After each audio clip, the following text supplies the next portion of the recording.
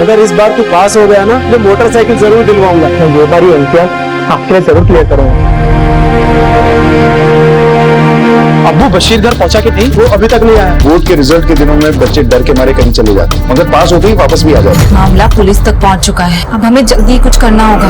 हाँ सर, हम coaching class चलाते हैं। 12th में सबसे ज्यादा नंबर हमारी कोचिंग के बच्चे लेकर आते हैं। नमस्कार, आदाब। क्राइम पेट्रोल डायल 100 में आप सबका स्वागत है। गणित यानी कि मैथ्स का विषय एक ऐसा विषय है जिसे समझ लो तो बेहद आसान, वरना बहुत मुश्किल। ये एक ऐसा सब्जेक्ट है जिसका नाम सुनते ही ज्यादातर बच्चे परेशान हो उठते हैं। लेकिन सोचने वाली बात यह है कि कागज पर लिखे कुछ जवाबों के बदले मिले अंक क्या जिंदगी का गणित बदल सकते हैं?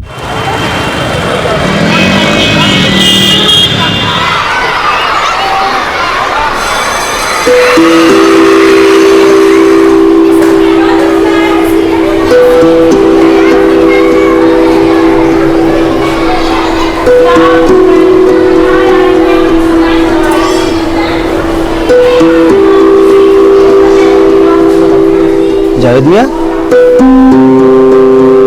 मैं जानता हूं इस बोर्ड पे अपने बेटे का नाम लिखा हुआ देखना चाहते थे। खैर आप फिक्र ना करें, इस बार अगर बशीर ने 12th पास कर ली ना तो उसकी नौकरी पक्की। मैं मैनेजमेंट से बात करके उसकी प्यून की नौकरी तो पक्की करवा दूंगा। उसके बाद आपकी सारी परेशानी खत्म।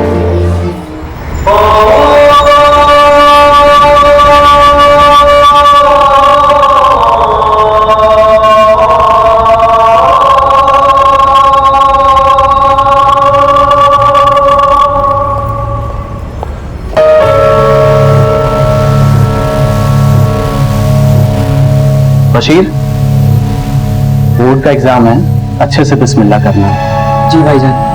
बेटा सब तैयारी हो गई है ना? हाँ जी अब्बू। इस बार ना किसी से कुछ पूछना और ना ही बताना। अपना इम्तिहान देना अच्छे से, दिल लगाकर। हाँ, एकदम ध्यान से पेपर लिखना। या अल्लाह, इस बार इस पे रहम कर दे। ये तो कभी मेहनत करेगा ही नहीं। तू ही थोड़ा करिश्मा दिखा दे। पिछले 3 साल से एक ही जगह पे अटका है और तेरी उम्र के सारे लड़के कमाने भी लग गए हैं। पता है?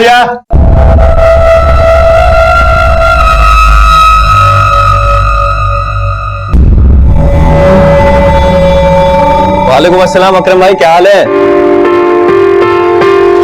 आज नहीं हो भाई अकरम भाई, आज माफ कर दीजिए। हम पक्का आपसे मिलेंगे, आपके साथ बैठेंगे और आपका काम भी करवा देंगे।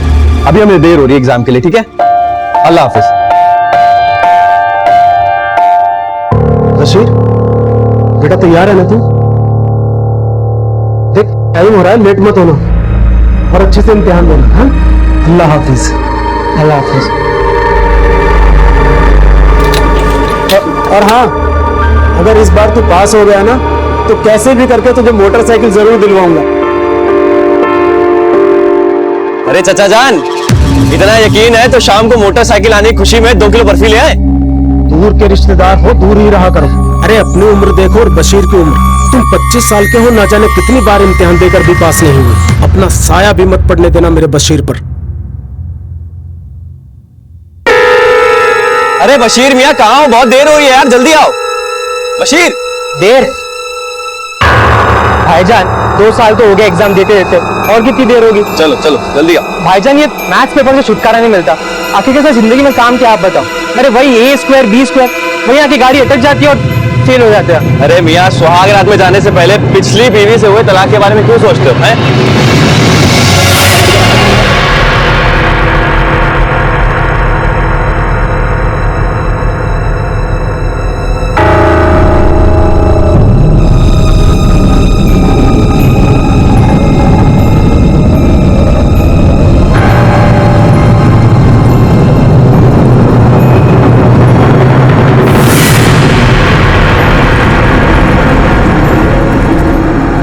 क्या जिंदगी में सफल होने का और कोई तरीका नहीं है? क्या हमारी काबिलियत सिर्फ हमारे सर्टिफिकेट्स तक ही सीमित है?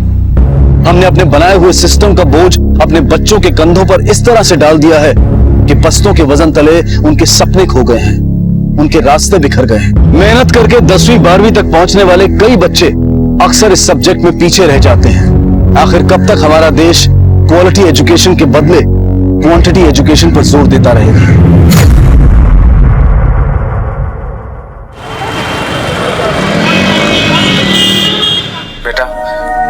सड़क किनारे बस यही सुनते हुए गुजार दी कि सुरेश एक टोस्ट सैंडविच देना। मैं भी कुछ जीवन में बनना चाहता था पर नहीं बन पाया।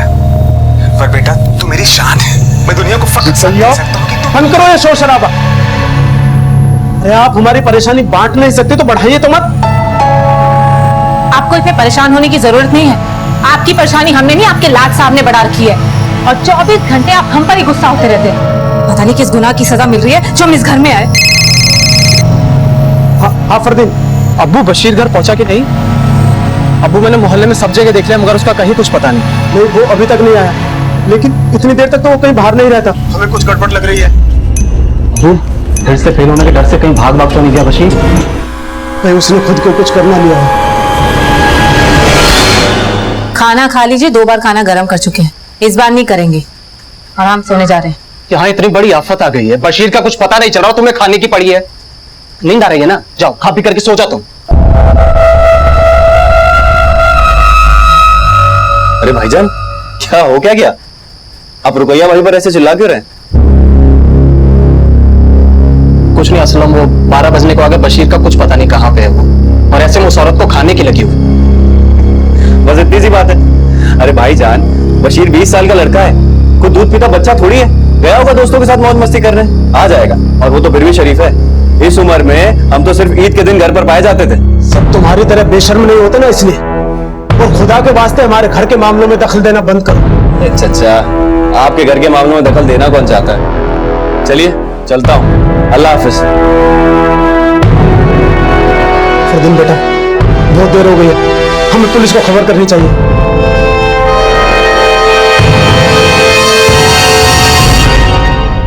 देखिए जावेद जी, मुझे ऐसा लगता है कि हमें 24 घंटे पूरे होने का इंतजार करना चाहिए। शायद बशीर खुद ही घर चला है। सब हमारा बेटा इतनी देर तक घर से बाहर रहने वालों में से नहीं है। और अगर उसे बाहर कुछ काम भी होता ना तो मैं खबर जरूर करता। हमने उसके दोस्त सादिक के घर जाकर भी बशीर के बारे में पता किया। सलाम वालेकुम चाचा।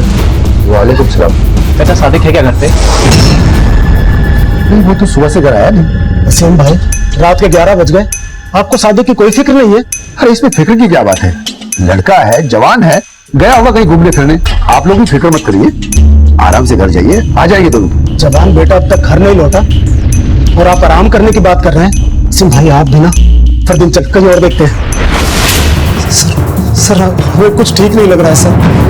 देखिए, हम समझ सकते हैं कि आपको अपने बेटे की चिंता हो रही है, लेकिन हमने अक्सर देखा है कि बोर्ड के रिजल्ट के दिनों में बच्चे डर के मारे कहीं चले जाते हैं, मगर पास होते ही वापस भी आ जाते हैं। बशीर के केस में भी हमें यही पॉसिबिलिटी लग रही है, लेकिन आप लोग चिंता ना करें, सुबह होते ही हम अपनी इन्वेस्टिगेशन शुरू कर देंगे।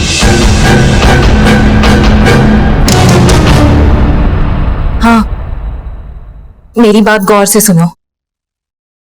मामला पुलिस तक पहुंच चुका है, अब हमें जल्दी कुछ करना होगा। मैंने तुम्हें पहले भी समझाई थी, लेकिन तुमने मेरी बात सुनी नहीं। अब जो करना है जल्दी करो प्लीज। हाँ हाँ, ओके। बशीर के यूं अचानक गायब हो जाने से पूरा परिवार परेशान था। पुलिस की सलाह थी कि 24 घंटे पूरे होने तक बशीर का इंतजार किया जाए। जवान बेटे की गुमशुदगी से जहां जावेद और फरदीन परेशान दिखाई दे रहे थे, वहीं बशीर की भाभी रुकैया किसी से खुफिया बातें कर रही थी। वो किससे बातें कर रही थी और बशीर का मामला पुलिस तक पहुंचने से उसे क्या तकलीफ थी? सर, हमने बशीर के मोहल्ले में पूछताछ की। सबका यही कहना है कि उसका किसी के साथ में कोई झगड़ा नहीं था। और हाँ सर, बशीर के घर वालों का भी यही कहना है। एक बात और सर, ये बशीर का एक दोस्त है सादिक, ये भी 12th में 2 बार फेल हो चुका है। दोनों साथ में घूमते और साथ में पढ़ाई करते हैं। फौरन सादिक से मिलो, दोस्त है, बशीर ने जरूर उसको कुछ बताया होगा। और हाँ, बशीर के घर वालों से भी मिलो। कहीं ऐसा तो नहीं कि पढ़ाई के चलते बशीर के घर वालों ने बशीर पे प्रेशर बनाया, जिसके चलते बशीर खुद घर छोड़ के चला गया। Yes sir. सर, हमने बशीर के मोहल्ले में पूछताछ की। सबका यही कहना है कि उसका किसी के साथ में कोई झगड़ा नहीं था। और हाँ सर, बशीर के घर वालों का भी यही कहना है। एक बात और सर, ये बशीर का एक दोस्त है सादिक, ये भी 12th में 2 बार फेल हो चुका है। दोनों साथ में घूमते और साथ में पढ़ाई करते हैं। फौरन सादिक से मिलो, दोस्त है, बशीर ने जरूर उसको कुछ बताया होगा। और हाँ, बशीर के घर वालों से भी मिलो। कहीं ऐसा तो नहीं कि पढ़ाई के चलते बशीर के घर वालों ने बशीर पे प्रेशर बनाया, जिसके चलते बशीर खुद घर छोड़ के चला गया। Yes sir.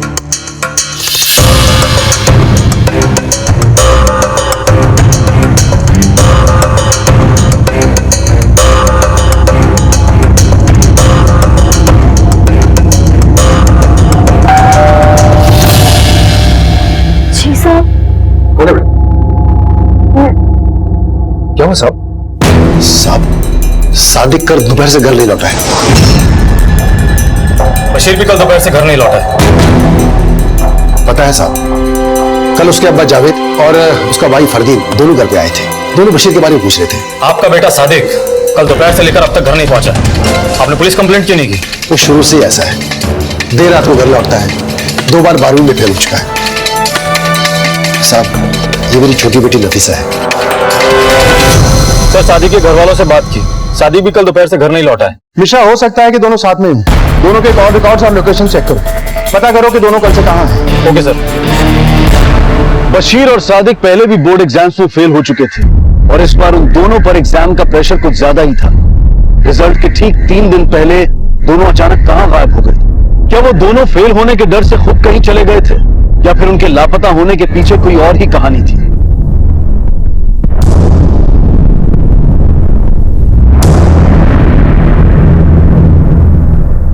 सर, हमने सादिक और बशीर के फोन की लास्ट लोकेशन पर जाकर चेक किया, लेकिन कुछ भी नहीं मिला है। और सर, कॉल रिकॉर्ड्स के हिसाब से इन दोनों की अधिकतर बात किसी उस्मान और असलम से हुई है। एक बात और सर, बशीर के कॉल रिकॉर्ड्स में असलम का नंबर 80 बार डायल हुआ है। मिश्रा, बशीर के अब्बा जावेद से पता करो कि असलम और उस्मान आखिर हैं कौन। Yes sir.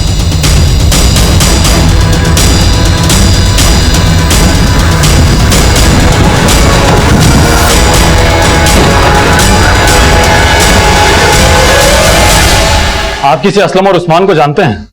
जी, उस्मान को तो नहीं, लेकिन असलम हमारे चचेरे भाई का बेटा है। लेकिन उससे हमारा कोई लेना देना नहीं है। कोई खास वजह?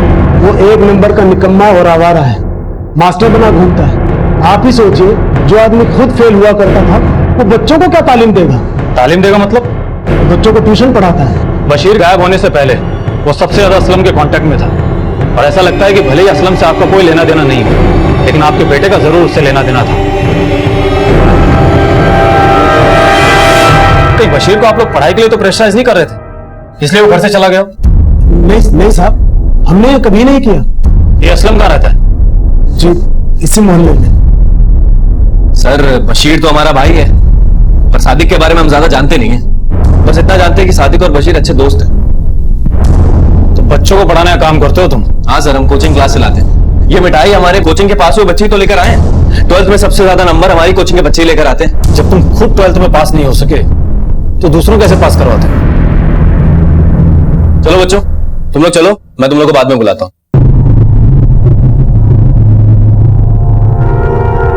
सर, वो क्या है ना, एग्जाम्स खेल की तरह होते हैं। अब ऐसा जरूरी नहीं है कि हर कोच अच्छा खिलाड़ी हो। ये बशीर तुमको इतने कॉल्स क्यों कर रहा था? उसके कॉल रिकॉर्ड में हमारे नंबर पर 80 कॉल्स थे। सर, भाई है हमारा, हमें कॉल करेगा। इतने कॉल्स? उसका एग्जाम था, एग्जाम के लिए हमें कॉल किया करता था। हम कोचिंग चलाते हैं तो पढ़ाई के बारे में जो भी पूछना होता था हमें पूछता था।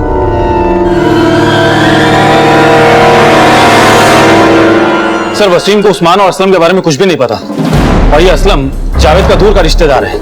मेरी असलम से बात हो गई है, वो ट्यूशन क्लासेस चलाता है। मैंने उस्मान के बारे में भी पता किया है, वो एक हिस्ट्री शीटर है, उधारी पे पैसे देने का काम करता है। फिलहाल तो शहर से बाहर है और उसका फोन भी बंद आ रहा है। एक आदमी को बोलो इस पे नजर रखें। Yes sir. हेलो, ठीक है सर। पुराने खंडर के पास एक लाश मिली है।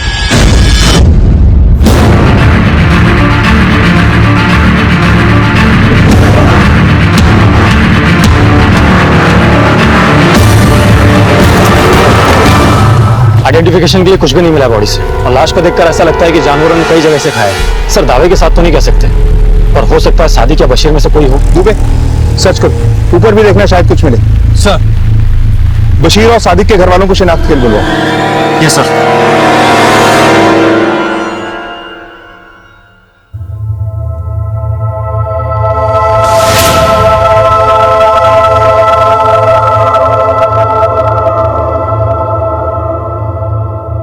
बशीर,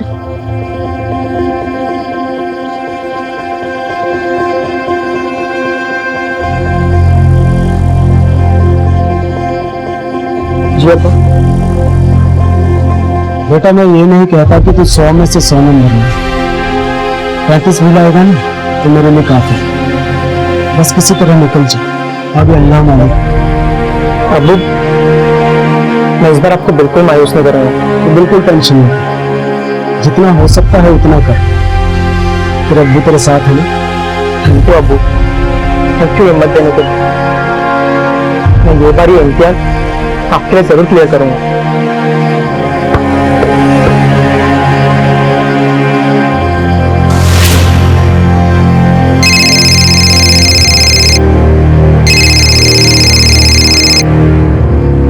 जावेद चाचा, कहाँ खोए हुए हैं? फोन बज रहा है कब से आपका?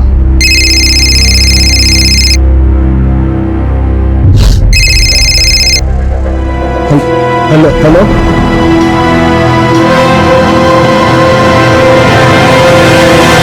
क्या?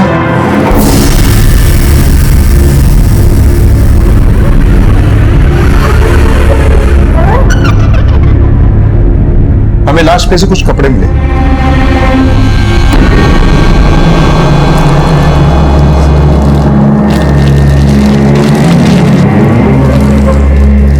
सर ये कपड़े मेरे बशीर के नहीं।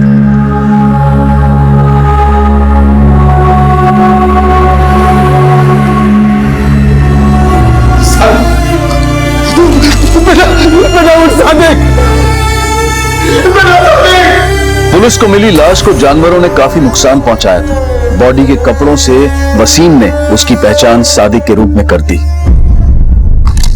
सर, सादिक की पोस्टमार्टम रिपोर्ट। सर, सादिक का मर्डर हुआ है। सर, सादिक की मौत ऊंचाई से गिरने की वजह से नहीं, बल्कि सर पर किसी भारी चीज से वार करने की वजह से हुआ है। और हाँ सर, बॉडी पर घसीटे जाने के भी निशान है। इसका मतलब पहले सादिक को मारा गया, फिर उसकी लाश को घसीट के खंडर के ऊपर ले जाया गया, फिर उसे नीचे फेंक दिया गया ताकि ये एक एक्सीडेंट लगे। लेकिन सर, सादिक को मारेगा कौन?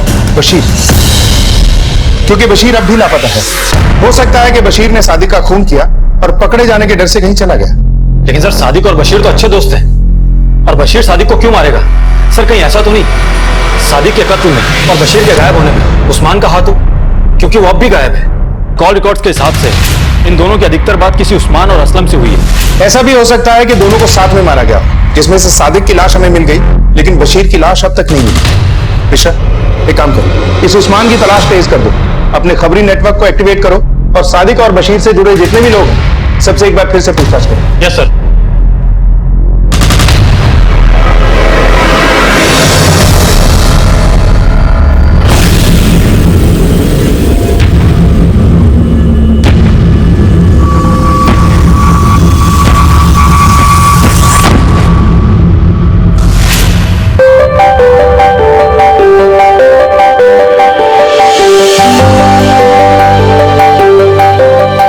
खाना बेटा रुक हो गया।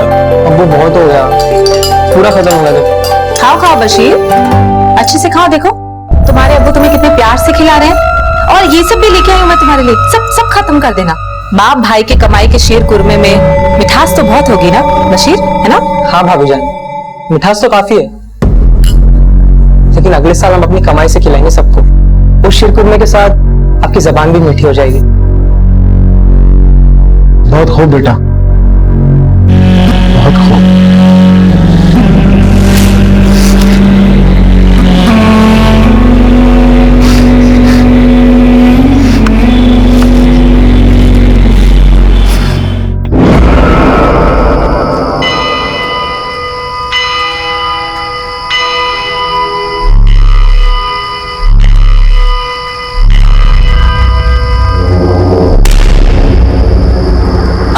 अब हमारा यहाँ दम घुटता है, हमें जल्द से जल्द यहाँ से लेके चले जाओ। शुक्र मनाओ कि वो भी लापता है।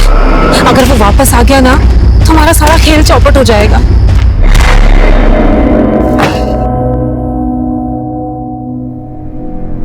अरे कितना काम करेंगे जावेद चाचा, अभी आराम भी कर लिया कीजिए। लाइए मैं कर देता हूँ। हमारा काम है, हम ही करेंगे। अरे मैं कर देता हूँ ना। छोड़ो छोड़ो छोड़ो, एक बार बस हमारा बशीर वापस आ जाए, फिर उसे काम पर लगाकर आराम ही करेंगे। आप फिक्र न कीजिए जावेद चाचा, बशीर जल्दी ही वापस आ जाएगा।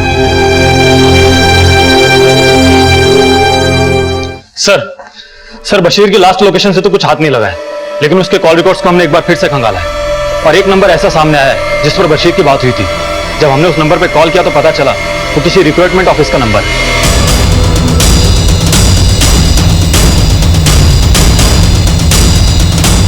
जी सर, बशीर नाम का एक लड़का हमारे पास आया था सर, ये है उसका फॉर्म। सर कुवैत में अच्छी जॉब पाने के लिए हमारे पास आया था सर, एडवांस के तौर पर उसने 40,000 हमारे पास जमा करे। अब मुझे याद है कि मैंने उसको कहा था कि अगर कुवैत में जॉब पानी है तो 12th की बोर्ड एग्जाम पास होना बहुत जरूरी है। ये पैसे बशीर के पास इतने पैसे आएंगे कहां से? उसे तो जेब खर्च में हम दिया करते थे। हाँ साहब, 40,000 तो बहुत मोटी रकम हो गई। इतने पैसे तो हमारे घर में कभी नहीं होते। तो बशीर के पास इतने पैसे आए कहां से? और बशीर को इतने पैसे देगा कौन? सर हमें कुछ नहीं पता। बोल रहे हैं ना, हम बाद में बात करते हैं।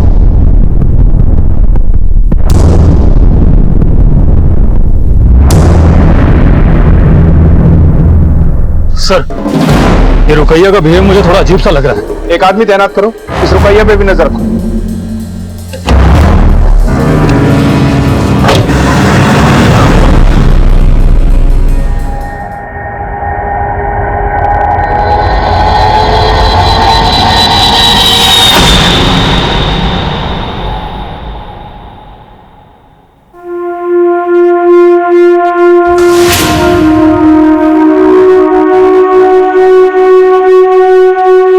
बशीर अब बैठ बैठ।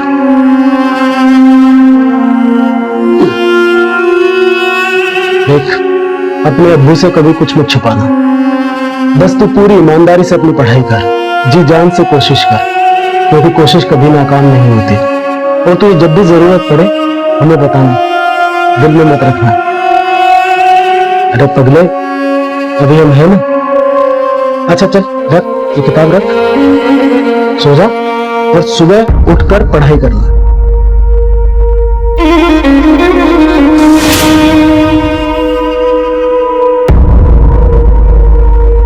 इम्तिहान के नतीजे आने में सिर्फ 3 दिन बाकी थे और सादिक और बशीर दोनों ही घर से गायब थे। सादिक की लाश मिलने के बाद अब पुलिस को बशीर की तलाश थी। बशीर क्यों इस तरह से घर से दूर भटक रहा था और क्या हुआ था उसके साथ? बशीर ने अपनी नौकरी के लिए 40,000 रुपयों का बंदोबस्त कहां से किया था?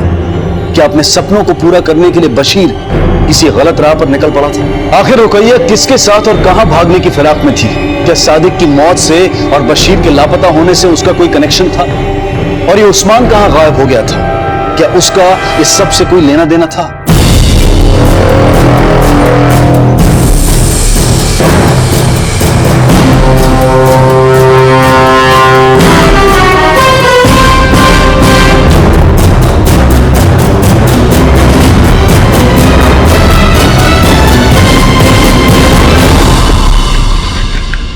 अब्बू, फरदीन फरदीन फरदीन, क्या क्या क्या हुआ? सब ठीक तो है ना? तू इतना हाफ क्यों रहा है? वो अपना हमारा बशीर पास हो गया। हाँ? बशीर पास हो गया? पास हो गया।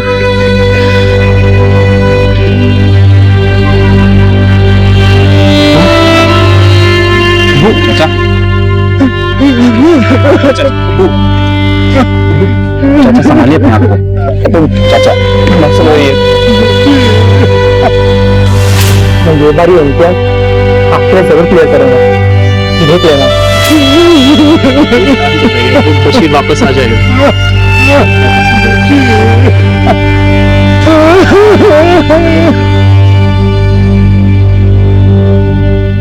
सर, बशीर ने 40,000 रुपए जमा किए थे रिक्रूटमेंट एजेंसी में, वो भी किसी फैमिली मेंबर की हेल्प के बिना। और उस्मान का लगातार सादिक और बशीर के कांटेक्ट में रहना, कहीं उस्मान उन्हें इलीगल काम के लिए तो पैसे नहीं देता था? ये तो उस्मान ही बता सकता। बेशक अपने किसी भी खबरी से उस्मान के बारे में कोई खबर मिली? नहीं सर, लेकिन कोशिश जारी है। जैसी कोई टिप मिलेगी वो हमें बता देंगे। मिश्रा, इस उस्मान का पकड़े जाना बहुत जरूरी है, क्योंकि इस केस को सॉल्व करने के लिए हमें जिस कड़ी की जरूरत है वो कड़ी शायद ये उस्मान भी है।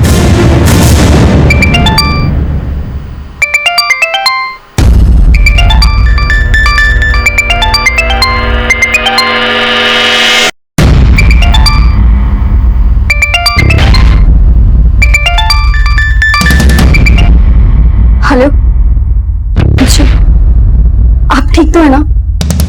हाँ हमें पता है आप परेशान हैं। आप प्लीज टेंशन मत लीजिए, हम आपको कल आकर मिलते हैं।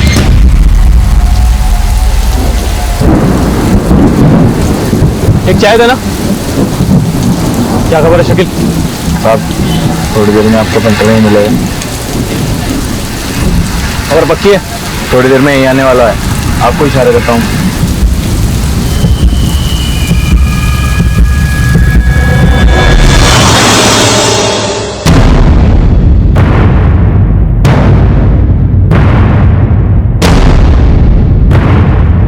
अरे शाम अच्छी वाली चाय पिलाऊं?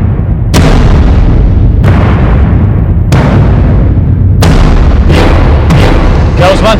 हाँ अकेले अकेले चाय पिएगा क्या? कौन है बे तू? पुलिस चल लेके चलो चल चल चल रोक रोक रुक जा रुक जा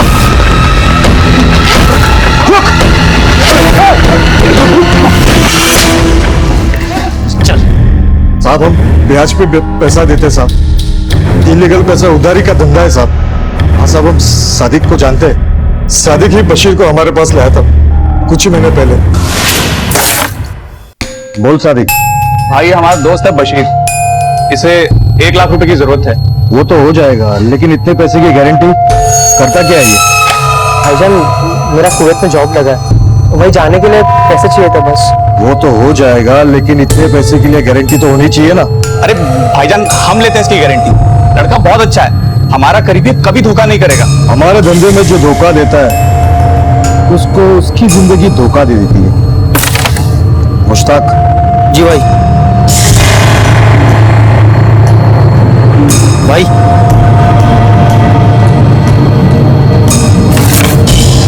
हर महीने ब्याज पहुंच जाना चाहिए। साहब बशीर ने कहा था कि कम से कम महीने का ब्याज तो दे ही देगा, लेकिन जब से पैसे लिए एक पैसा नहीं चुका है उसने साहब। हमने उन दोनों को फोन करना शुरू कर दिया, धमकी देना शुरू कर दी। एक बार तो उसे जान से मारने की धमकी तक दे डाली साहब। फिर बशीर ने फोन बंद कर दिया साहब। फिर बड़े ही मुश्किल से हमने सादिक से बशीर का दूसरा खुफिया नंबर लिया, जिसके बारे में किसी को पता नहीं था। दूसरा नंबर? हाँ साहब, पर यकीन मानिए हमने कुछ नहीं किया था साहब। चाहिए तो हम कुरान पे हाथ रख के कसम खाने के लिए तैयार हैं। सर हमें तो 40,000 रुपए की बात का पता था, लेकिन बशीर ने तो 1 लाख रुपए लिए थे कर्ज पर, बचे हुए 60,000 रुपए। खुशा, शायद इस सवाल का जवाब ही इस केस का आखिरी करना है। बशीर के दूसरे नंबर की डिटेल्स निकलो। Yes sir.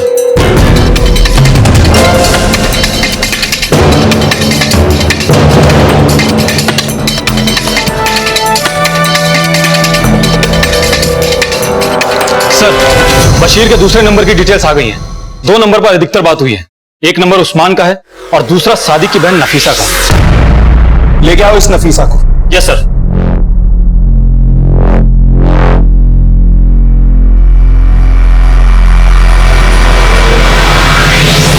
नफीसा, हमने बशीर के दूसरे नंबर के कॉल रिकॉर्ड चेक किए हैं, उसमें सबसे ज्यादा बात तुम्हारे नंबर पे बात हुई। क्या चक्कर है ये? मैं और बशीर एक दूसरे से प्यार करते हैं। ये बात घर वालों में किसी को नहीं पता। बशीर अपने रिजल्ट को लेकर बहुत परेशान था, क्योंकि वो पहले भी मैथ्स में 2 बार फेल हो चुका है। अगर वो इस बार भी फेल हो जाता तो उसे नौकरी नहीं मिलती, और अगर उसे नौकरी नहीं मिलती तो वो हमारे अब्बू से निकाह की बात कैसे करता। और अब सादिक भाईजान की मौत हो चुकी है, बशीर कहाँ है हमें कुछ नहीं पता। आप प्लीज उसे खोज निकालिए। हमारे अब्बू से हमारे और बशीर के रिश्ते की बात मत बताइएगा, ना अब्बू हमें बहुत मारेंगे और घर से भी निकाल देंगे। ठीक है, ये तुम्हारी पर्सनल लाइफ है, हम किसी को कुछ नहीं बताएंगे, तुम जा सकती हो। और हाँ, उसका फोन आए या मिलने की कोशिश करे तो हमें तुरंत इन्फॉर्म करना।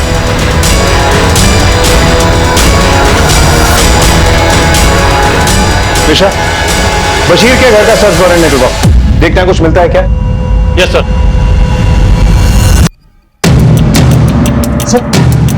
सर आप ये कर क्या रहे हैं? हमारे पास आपके घर का सर्च वारंट है। Search warrant?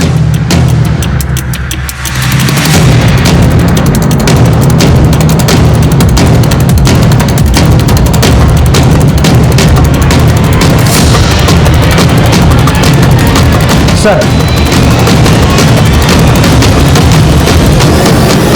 स्लिप के हिसाब से तो बचे हुए 60,000 रुपए बशीर ने असलम के अकाउंट में डाले थे, असलम, बोल, तेरी कोचिंग क्लासेस का पूरा कच्चा चिट्ठा हमारे सामने आ चुका है। कितने में बेचता है एक पेपर? 60,000 में। सही कहा ना? डमी स्टूडेंट बिठाता है। हम भी सोच रहे हैं कि ऐसी कौन सी बूटी है तेरे पास कि फेल होने वाले स्टूडेंट भी तेरी कोचिंग क्लासेस में आते ही टॉपर बन जाते हैं। सीधे सीधे बोलेगा या उल्टा लटका? सर बताते। हाँ सर, हमारा नेटवर्क है डमी स्टूडेंट्स का। पिछले 4-5 सालों से हम काफी स्टूडेंट को ऐसे ही पास कराते आए हैं। बशीर से भी तूने 60,000 रुपए लिए थे ना उसे पास कराने के लिए? हमने तेरे अकाउंट डिटेल्स चेक किए हैं, उसने तेरे अकाउंट में 60,000 रुपए डिपॉजिट किए थे। हाँ सर, बशीर 2 बार मैथ्स में फेल हो चुका था। हमने भी उसे अपने नेटवर्क के बारे में बताया। उसने उस्मान से पैसे जुगाड़ करके हमें पैसे दे दिए। हम खुद बैठे थे उसका पेपर देने के लिए। सच तो ये है कि बशीर हमें खुद ब्लैकमेल कर रहा था। किस बात के लिए ब्लैकमेल कर रहा था? सर, हमारा राज छुपाने के लिए उसने हमसे पैसों की मांग की थी। राज? कौन सा राज? डमी स्टूडेंट्स वाला? नहीं सर। सर, हम और बशीर की भाभी रुकैया एक दूसरे को पसंद करने लगे थे और वो फरदीन भाईजान के साथ खुश नहीं थी। हमने बशीर को समझाने की लाख कोशिशें की सर, पर वो सुनने को राजी नहीं था। जावेद चाचा और फरदीन भाईजान से ये राज छुपाने के लिए उसने हमसे पैसों की मांग की। देखो असलम भाई, चुप रहने की कीमत होगी 2 लाख रुपए। आप मेरा काम कर दो, मैं किसी को कुछ नहीं बोलूंगा। उसको उस्मान को पैसे देने थे सर, पर हमारे पास भी कोई पैसे नहीं थे। इसीलिए तूने बशीर को गायब कर दिया? सर, हमने किसी को गायब नहीं किया सर, और नहीं हमने किसी का मर्डर किया है। हमारा विश्वास करिए सर। सर, आखिरी बार हमने बशीर को नफीसा के साथ देखा था। हमको मालूम था कि उन दोनों के बीच कुछ चल रहा है, पर सादिक को ये बात नहीं पता थी और हमने सोच सोच के टमाटर की तरह लाल हो गया। इतना भी क्या सोचना, एग्जाम दे दिया ना, अल्लाह ताला सब अच्छा करेंगे। सादिक मियां अपने घर की आबरू दोस्त को सौंप दिए क्या? ये क्या बकवास कर रहे हो भाई जनाब? यकीन नहीं आ रहा तो खुद आकर देख लो झील के पास। सर, उसके बाद क्या हुआ हमें कुछ नहीं पता। बस सीधा ये खबर आई कि सादिक का कत्ल हो गया है और बशीर लापता है।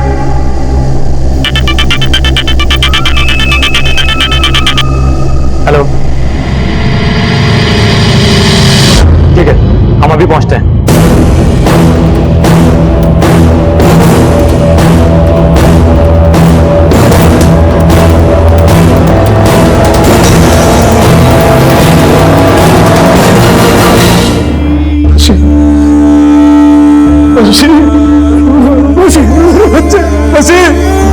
अबू, मैं इस बार आपको बिल्कुल मायूस नहीं करूंगा। मैं ये बार ये इम्तिहान आपके लिए जरूर क्लियर करूंगा। हमारा बशीर पास हो गया। बेटा तू पास हो गया, बशीर पास हो गया। उठना, उठ, अपने अब्बू की बात सुन बशीर। बेटा उठना। मिठास तो काफी है, लेकिन अगले साल हम अपनी कमाई से खिलाएंगे सबको। उठना, उठना बशीर।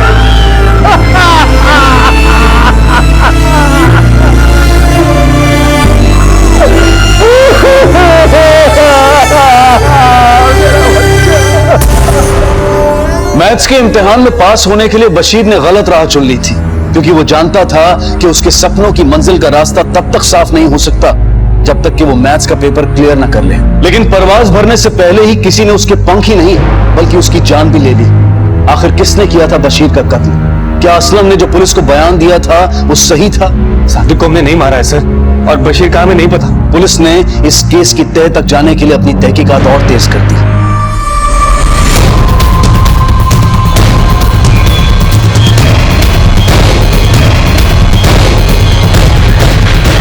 तुमने हमें अपने और बशीर के अफेयर के बारे में तो बताया, लेकिन एक बात बताना भूल गई कि गायब होने से पहले बशीर तुम्हारे साथ था। हमें असलम ने सब बता दिया। हमें पहले से ही शक था कि तुम झूठ बोल रही हो, लेकिन अब हमें सच जानना है। क्या हुआ था उषा? सोच सोच के टमाटर की तरह लाल हो गया। और अभी क्या सोचना, एग्जाम दे दिया ना, अल्लाह ताला सब अच्छा करेंगे।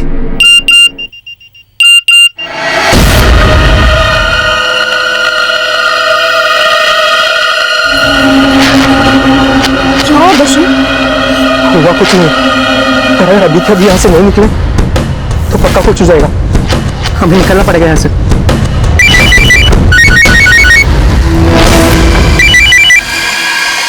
हाँ हाँ हाँ साजिद। हाँ बशीर, किसके साथ है? मैं पीछे मुड़ के देख।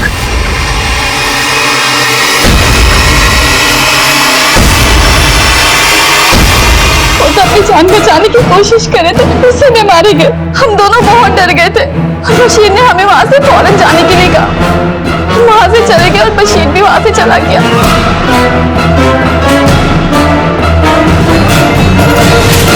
मैं ये सब इसलिए क्या, ताकि हम पर किसी को शक ना हो। ये सब एक्सीडेंट लगे। तो फिर बशीर को किसने मारा?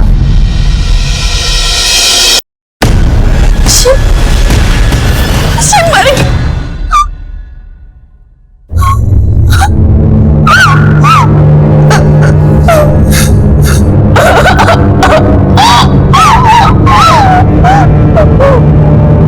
पुलिस को समझ में नहीं आ रहा था कि आखिर बशीर को मारा किसने। बशीर की लाश जिस लोकेशन पर मिली थी, पुलिस ने वहां फिर से पूछताछ की तो उनके हाथ एक अहम जानकारी लगी जिसने इस केस का रुख ही बदल दिया। तब 2 दिन पहले एक बंदा आया था, खाकी वर्दी में आया था, वो चपरासी पहनते हैं ना कपड़े स्कूल में, वैसा। साहब वो गाड़ी का टायर पंचर हो गया था, वो बनवाने आया था। बहुत जल्दी में था, बहुत परेशान लग रहा था। साहब वो मुझे 100 रुपए तक देने को तैयार हो गया था, 50 की जगह। उसकी शक्ल याद है तुझे? हाँ साहब याद है। स्केच बनवा सकता है? हाँ जी।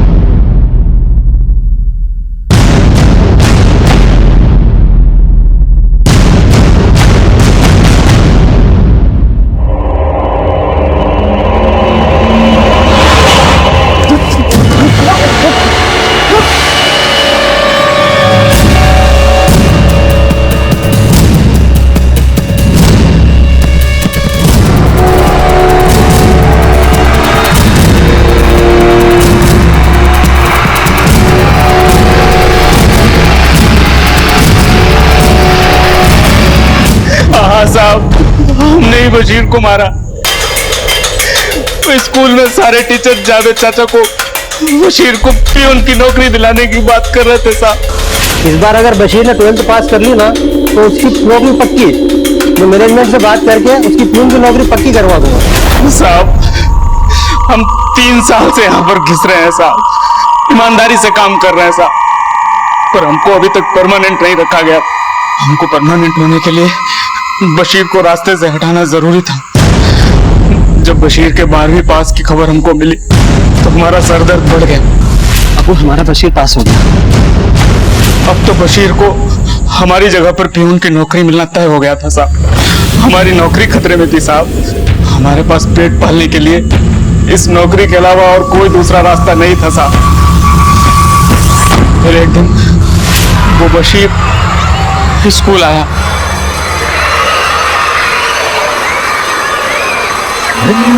बशीर तुम यहाँ कैसे? हाँ? तुम्हारे अब्बू तुमको लेकर कितना परेशान है? हाँ, कहाँ है मेरा अब्बू? हाँ, मैं उनसे बात करनी। आप पगला गए हो क्या? पुलिस तुमको ढूंढ रही है। किसी ने देखा तो नहीं तुमको यहाँ आते हुए? अच्छा देखो, एक काम करो, स्कूल के पीछे सुनसान रोड पर मिलो, वहाँ कोई आता भी नहीं है। हम तुम्हारे अब्बू को लेकर आते हैं, ठीक है? पक्का लाओगे ना? हाँ हम पक्का लाएंगे। तुम वहीं पर चलो, हम आते हैं।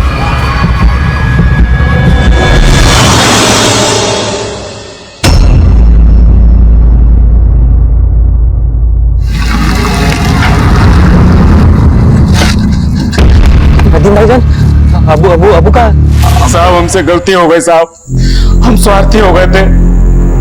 नौकरी गंवाने का डर हमारे दिल में बैठ गया था साहब। तेरा डर और स्वार्थ ने तुझे क्या दिया? बशीर तो ये नौकरी करना ही नहीं चाहता था, उसके सपने बड़े थे, वो तो कुवैत जाना चाहता था। अब सारी जिंदगी सड़ना जेल में।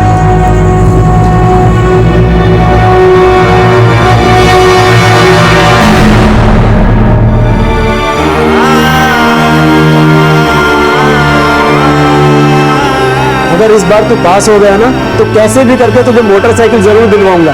ये बार ही क्या आपने जरूर क्लियर करो। वो हमारा बशीर पास हो गया।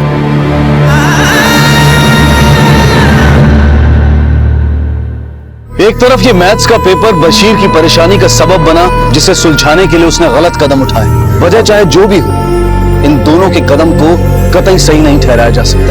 पढ़ाई लिखाई बच्चों के लिए जरूरी है, लेकिन इस बात पर ध्यान देना भी जरूरी है कि कहीं वो इसके बोझ तले इतने भी ना दब जाएं कि गलत राह पर निकल पड़े। और विद्यार्थियों से गुजारिश है कि वो अपनी काबिलियत को पहचानें, खुलकर अपनी मुश्किलों को बयां करें ताकि उनका हल निकाला जा सके। वक्त के साथ साथ हमने अपने समाज में और अपने रहने के ढंग में काफी सुधार किया है। लोग सभ्य बने, एक साथ आगे बढ़े, इसके लिए हमने पढ़ाई, किताबों और विद्यालयों का निर्माण किया। लेकिन जो चीजें हमने मनुष्य जाति की भलाई के लिए बनाई थी, आज वही काफी बच्चों के गले का फंदा बन चुकी है। हम किसी मछली को भागने की प्रतियोगिता में और किसी चीते को तैरने की प्रतियोगिता में भाग लेने के लिए नहीं कह सकते। याद रखें, गलत राह पर चलकर कभी भी सही मंजिल तक नहीं पहुंचा जा सकता। और ये भी कि पांचों उंगलियां कभी एक समान नहीं होती, लेकिन फिर भी पांचों की अहमियत एक दूसरे से कभी कम नहीं होती। देखते हैं हमारे आज के एपिसोड की दूसरी कहानी। नाम क्या है तुम्हारा और कहां से आई हो? उन दोनों लड़कियों के अलावा सुनीता को भी जानती हो ना? सुनीता के बाप के मर्डर के बारे में क्या जानती हो? चारों नागपुर से हो? हाँ, यहाँ कैसे पहुंची? घर से भाग के आई हो? एक ही फैमिली से हो या फिर अलग अलग? फैमिली में कौन कौन है तुम्हारे? बोलो, जवाब दो। उन दोनों को जानती हो ना? और ये उंगलियां कैसे कटी? या किसी ने काटी हैं? गलती हो गई, बहुत बड़ी गलती हो गई। हमें ऐसा नहीं करना चाहिए था। जैसे जैसे तहकीकात आगे बढ़ती जा रही थी, ये केस और भी पेचीदा होता जा रहा था। पिछले सवालों के जवाब अभी मिले भी नहीं थे और नए सवाल खड़े हुए थे। पुलिस को अब तक इन 3 लड़कियों के बारे में कुछ पता नहीं चल पाया था और अब एक नए मोड़ की तरह भाव्या भी इस केस का हिस्सा बन गई थी। अनीता, चारू, सुनीता और अब भाव्या, आखिर किस रूप में इन लड़कियों की जिंदगियां एक दूसरे से जुड़ी थी? इसके अलावा एक और सवाल था अनुराधा के कत्ल का, कि आखिर कातिल कौन था और किस पर शक किया जाए, अनीता, चारू या सुनीता, या फिर कातिल इन तीनों के अलावा कोई और ही था जो अब तक पुलिस के रडार पर नहीं आया था। क्यों रे? तूने तो कहा था कि तू उन लड़कियों को नहीं जानता। फिर लॉज में क्या कर रहा था? सर, गलती हो गई मुझसे। मैंने झूठ बोला आपको। मेरा अनीता के साथ अफेयर चल रहा है। उसे फिल्म में हीरोइन बनना है, इसलिए बहुत स्ट्रगल कर रही है वो। उसके पास काम नहीं है, इसलिए पैसे की बहुत तंगी है उसके पास। मैं उसे सिर्फ पैसे की मदद करता था। आई को ये बात पता चल गई, आई बहुत भड़की सर। और तेरे इस अफेयर के चक्कर में तूने अपनी माँ को मार डाला? नहीं सर, मैं ऐसा क्यों करूँगा सर? एक बेटा अपनी आई को कैसे मारेगा? मेरी हंसती खेलती बच्ची के साथ क्या हो गया? हे भगवान, मेरे बच्चे को बचा लो। देखिए, मैं समझता हूँ कि ये सही वक्त नहीं है पूछने का, लेकिन आपसे बात करके ही हमें पता चलेगा कि आखिर भव्या के साथ हुआ क्या है, उसकी ये हालत कैसे हुई।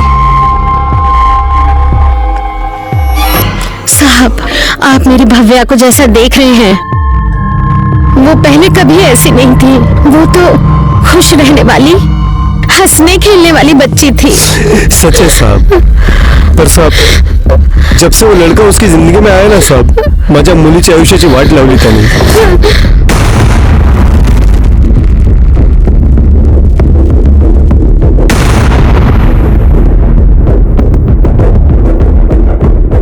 आहो, इतना टहलने का क्या मतलब? खाना तो खा लो। क्या खाना खा लो? खाना खा लो? हाँ, जो मैं देख के आया हूँ उसके बाद खाना खा सकता हूँ मैं? इधर आ, कहाँ गई थी तू? कौन था वो लड़का? लड़का? हाँ, लड़का जिसके पीछे बैठ के घूम रही थी पूरे मार्केट में। कौन था वो? अच्छा, वो बाबा, मैं आपको बताने वाली थी। वो सूरज शुक्ला नाम है उसका, और हम दोनों एक दूसरे से प्यार करते हैं और हम दोनों शादी। बस बकवास मत कर। वो शुक्ला है, ना हमारी जात का ना हमारी बिरादरी का। उससे शादी कभी नहीं होगी। तमाशा बंद करा, आता सांगतो तुला, हमारी नाक कट जाएगी। आपली इज्जत नाही राहणार, कळलं का तुला? शादी तो मैं उसी से करूंगी, चाहे आपको अच्छा लगे या बुरा। और ये जात बिरादरी को कैसे हैंडल करना है आप दोनों देखो। भव्या, भव्या, भव्या। फिर एक दिन भव्या घर नहीं लौटी। हमने उसे बहुत ढूंढा पर कहीं नहीं मिली। हमें लगा सूरज के साथ भाग गई होगी। फिर एक फोन आया। हेलो। ध्यान से सुन और बीच में टोकना मत। तेरी बेटी भाव्या और उसकी दोनों सहेलियां मेरे कब्जे में हैं। अगर तीनों लड़कियां चाहिए तो 10 लाख रुपए का इंतजाम कर। अगर इंतजाम नहीं कर पाया तो तीनों लड़कियों को मैं कोठे पे बेच दूंगा। और हाँ, पुलिस में जाने की अगर सोची ना तो लड़कियां साबुत नहीं, इंस्टॉलमेंट में मिलेंगे तेरे को। अरे तुम हो कौन? क्यों ऐसा बोलने के लिए मना किया ना मैंने। अब सुन ध्यान से। पैसा कब कहाँ लेके आना है मैं बताऊंगा फोन करके। पता नहीं किसका फोन था, पर जिसका फोन था उसने कहा कि उसने हमारी भव्या और रघुनाथ की बेटियों को किडनैप किया। और वो 10 लाख रुपए मांग रहा है उनको छुड़ाने के लिए। 10 लाख? तू चल मेरे साथ। हम दोनों दौड़ते दौड़ते रघुनाथ के घर पर गए उसको ये बात बताने के लिए, लेकिन सर वहाँ जाने के बाद देखा वहाँ तो कुछ और ही चल रहा था। 10 लाख क्या 10 रुपया भी नहीं दूंगा मैं, और उनके लिए तो बिल्कुल नहीं जो मेरी नाक कटाना चाहती हैं। तुम्हें भी फोन आया था किडनैपर का? हाँ, अभी थोड़ी देर पहले मुझे भी आया था। वो मेरे से भी 10 लाख रुपए मांग रहे हैं। अरे 10 का 20 मांगेंगे तो क्या? पैसा झाड़ पे लगता है क्या? मेहनत करके कमाना पड़ता है। 1 रुपया नहीं दूंगा मैं। अरे पैसे नहीं दिए तो बच्चों को मार देगा वो। जो करना है कर ले। सारी जिंदगी की कमाई सिर्फ लड़कियों पे नहीं लुटा सकता मैं। मेरे 2 बेटे भी हैं, उनका भी हक है पैसों पे, और ऐसी लड़कियां मुझे चाहिए ही नहीं। मेरे बेटे काफी है मेरे लिए। आप ऐसे कैसे बोल सकते हैं? पैसे ज्यादा जरूरी है बेटियां। वही नहीं, आमचा मामला दखल देऊंगा का। जाओ अपनी प्रॉब्लम खुद सॉल्व करो। हाँ करूंगा, खुद सॉल्व करूंगा प्रॉब्लम। अपने घर को बेचूंगा, जमीन बेचूंगा, अपने आप को भी बेचूंगा, लेकिन मेरी बच्ची को छुड़ा के लाऊंगा मैं खुद सॉल्व करूंगा प्रॉब्लम। हम पैसों के इंतजाम में लग गए। 2 दिन बीत गए। 3 लाख का इंतजाम हो गया है। अपनी गांव की जमीन के लिए मैंने गिराक भी ढूंढा है, वो 6.5 देने को तैयार है। कुल मिला के 9.5 लाख हो जाएंगे। फक्त 50,000 कमी है। आहो, 50,000 तो मेरे गहने बेचकर भी मिल जाएंगे। कौन है?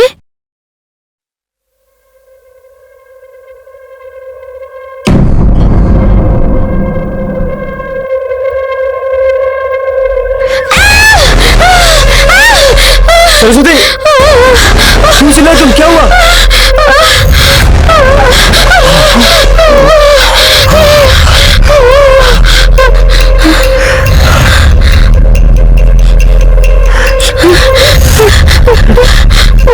पैसे देने में 2 दिन की देर का इनाम है ये। 4 उंगलियां, और जितनी देर होगी उतने ही तेरी बेटी के टुकड़े तेरे घर पर पहुंचते रहेंगे। जिंदा चाहिए तो जल्दी इंतजाम करना।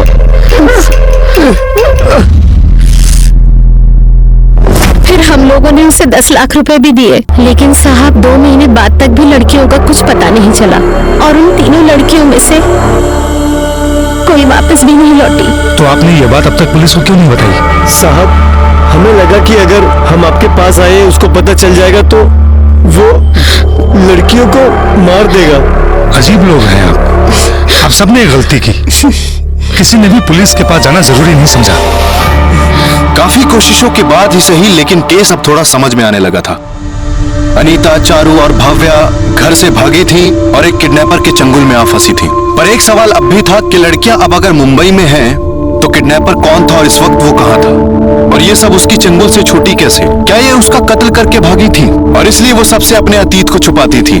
और अगर ये तीनों अब भी उसके कब्जे में थी, पुलिस जैसे जैसे सवालों के जवाब ढूंढती, वही जवाब फिर से सवाल बनकर उनके सामने खड़े हो जाते।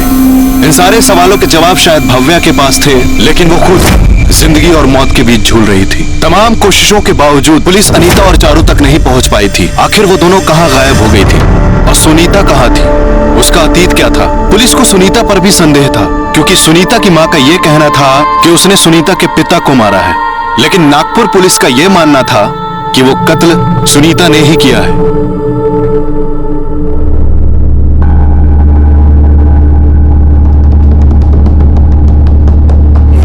तुझे भूख लगी है ना? खाना चाहिए? तुझे खिलाती हूँ खाना, तो चल मेरे साथ।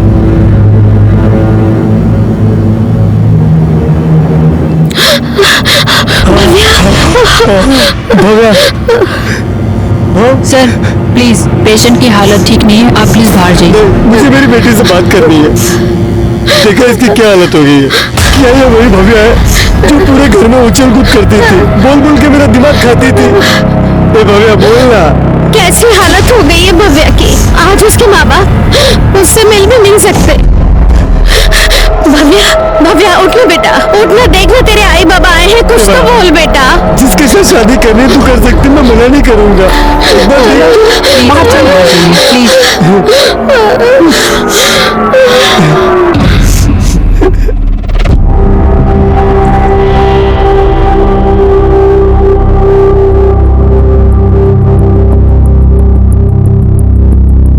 मैं देखती हूँ, आप जाओ।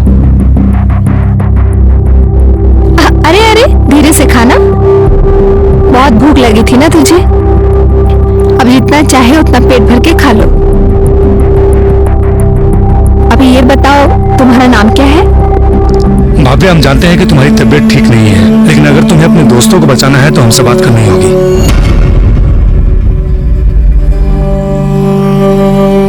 तुम तीनों को किसी ने किडनैप किया था ना? नहीं सर, हमें किसी ने किडनैप नहीं किया। हम तीनों ने मिलकर भागने का प्लान बनाया था। क्या हुआ भव्या? तू इतनी सुबह सुबह, कुछ अर्जेंट है क्या? हाँ अर्जेंट तो है। वो क्या है ना, मैंने और सूरज ने मुंबई भागने का प्लान बनाया है और हम लोग आज रात को निकल जाएंगे। पर तू भाग क्यों रही है? वो बाबा हमारी शादी के लिए कभी नहीं मानेंगे, और अगर अपना सपना पूरा करना है तो थोड़ी सी हिम्मत तो दिखानी पड़ेगी ना, इसलिए स्टेप लेना ही पड़ेगा। हाँ शायद तो सही कह रही है, मुझे भी मुंबई भाग जाना चाहिए, क्योंकि बाबा मेरे हीरोइन बनने के सपने को कभी सपोर्ट नहीं करेंगे। तुम सोच कर रही है, आज नहीं तो कल तुझे भागना तो है ही, तो हमारे साथ चल ले। तू सही कह रही है, आज नहीं तो कल भागना ही है, तो आज ही भागते हैं। तू चारू को साथ क्यों लेके आई है? ताई मुझे नहीं लेके आई, मैं खुद यहाँ पे आई हूँ। जहाँ ताई जाएगी मैं भी वहाँ पर आऊंगी, पर मुझे इस घर पे नहीं रहना जहाँ लड़की को गाली और मार के अलावा कुछ नहीं मिलता।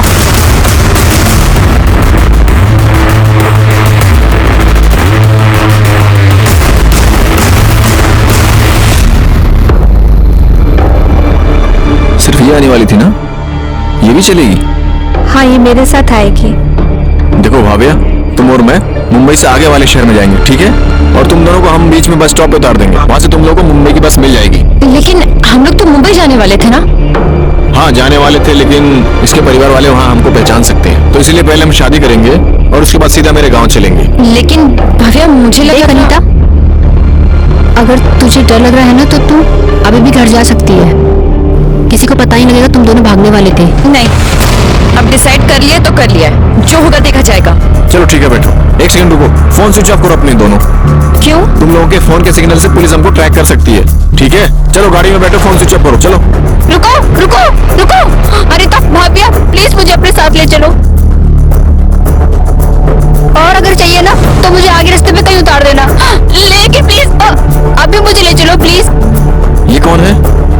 ये भी हमारी दोस्ती है, ले चलो ना। सर मैंने और सूरज ने उन तीनों को अगले ही शहर छोड़ दिया था और हम दोनों आगे चले गए थे। सुनीता ने तुम्हें बताया था कि वो घर छोड़ के क्यों भाग रही थी? नहीं सर। उसके बाद क्या हुआ? तुम लोग कहाँ गए? सर सूरज ने झूठ बोला कि ये सब नाटक था, लेकिन उसके लिए ये सब कुछ सच था। उसने कभी मुझसे प्यार नहीं किया। उसने सच में मेरा किडनैप किया और मुझे एक रूम में बंद कर दिया। फिर हम तीनों के घर वालों से पैसे मांगे और जब पैसे आने में देरी हुई तो उसने मेरे हाथों की उंगलियां काटकर मेरे आई बाबा को भेजी। पूरा हाथ काट के भेजूंगा तेरे बाप को। तुम वहां से भागे कैसे भाव्या? तुम वहां से निकली कैसे और मुंबई कैसे पहुंची? भाव्या तुम वहां से कैसे निकली?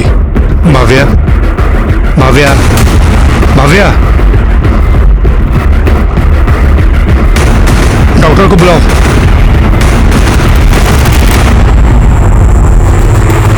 आप लोग प्लीज बाहर रुकिए।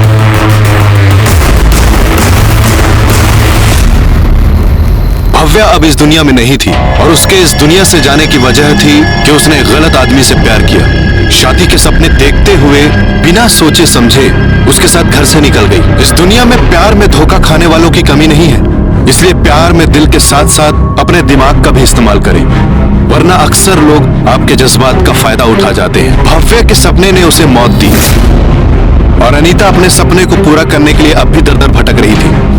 ये लड़कियां एक दलदल में आ फंसी थी और इन्हें अंदाजा भी नहीं था कि इनके साथ और क्या होने वाला था। एक्सक्यूज मी, कौन है आप लोग? कहाँ जा रहे हैं? वो प्रोड्यूसर से मिलना है, वो अभी बिजी है, आप बाद में आना। आप लोग मुझे उनसे मिलने क्यों नहीं देते? पिछले 1 महीने से मैं चक्कर काट रही हूँ यहाँ पर। ऐरी गैरी लड़की नहीं हूँ मैं। ब्यूटी कॉन्टेस्ट जीता है मैंने और अच्छी एक्टिंग करती हूँ। हीरोइन बनना है मुझे। तुम्हारे जैसी हीरोइन बनने वाली यहाँ दिन में 36 आती है। सबको हीरोइन बनना है। चले आते हैं मुंह उठा के। चलो यहाँ से बाहर निकलो, नहीं तो प्यून को बुलाऊंगी। चलो जाओ। मंसूर। हाँ जी। इस बार एकदम कड़क माल लाए रे तू। पिछली बार वो बिजली को लाके एड़ा बनाया था तूने मुझे। अरे आका, पिछली बार का घाटा भी इनसे पूरा कर लेना। एकदम ताजा फूल है, जितना चाहे रस निचोड़ लो। ये अक्का, तेरी लड़के तेरे कंट्रोल में है नहीं। ये देख मेरे थोपड़े का क्या किया। चल निकाल मेरे पैसे, मेरे को वो नहीं चाहिए। ए साला, एक लड़की को काबू नहीं कर सकता तू और मेरे से बातें बोलता है। रुक, ये ले, ये ले, ये ले। हाँ ठीक है। क्या रे, कहाँ से उठा के लाया तू? बहुनी खराब कर दी तूने। अरे आका, दोनों एकदम नवी हैं, थोड़ा ट्रेनिंग देना पड़ेगा, थोड़ा समझाना पड़ेगा तुमको। दरवाजा खोलो, कोई है? क्या रे, क्यों शोर मचा रही है? हाँ, दरवाजा तोड़ने का है तुझे? आप कौन है और मेरी छोटी बहन का है? हम लोग यहाँ कैसे आए? अब तो यहाँ पैसा कमा के देगी मुझे। नहीं, हम लोग एक अच्छी फैमिली से बिलोंग करते हैं। हम लोग ये सारे काम नहीं करते।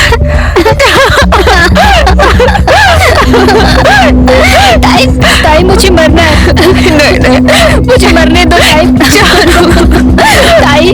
तू टेंशन मत ले। मुझे कुएं में फेंक दो। छोड़ाई, दूर हो। मैंने बोला छोड़ो इसको। अरे छोड़ दो उसे। छोड़ उसको। वो मेरी बेटी अनीता, मेरी बेटी को छोड़ दो।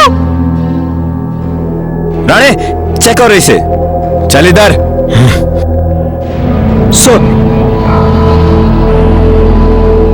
सुनीता, तुमने अपने पिता को क्यों मारा?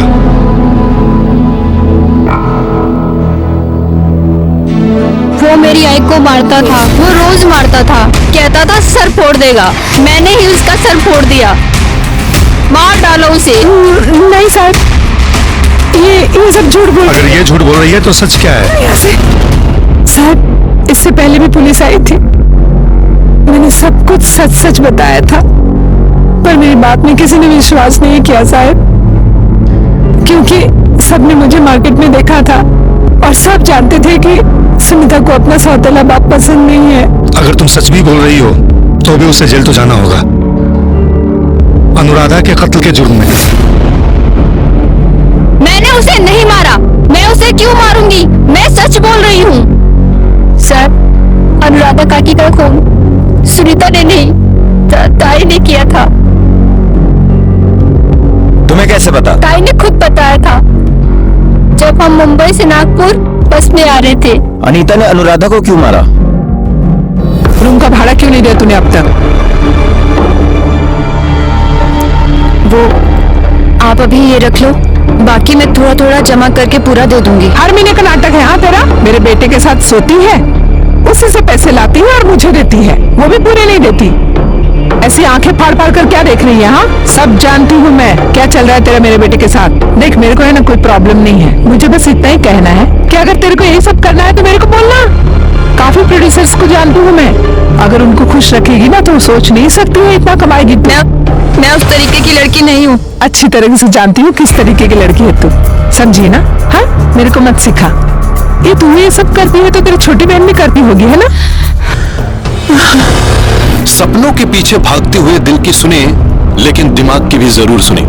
उसे अनसुना न करें, क्योंकि वो आपको वाजिब और गैर वाजिब के बीच का फर्क बता सकता है। इसी विचार के साथ अब मैं अनूप सोनी आपसे विदा लेता हूँ। फिर मुलाकात होगी अगले एपिसोड में एक और चौंका देने वाले केस के साथ।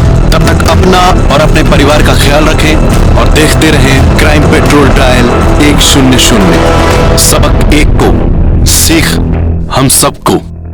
जय हिंद। इस तरह के और भी एपिसोड देखने के लिए हमारे चैनल को सब्सक्राइब करें और बेल आइकन दबाना ना भूलें।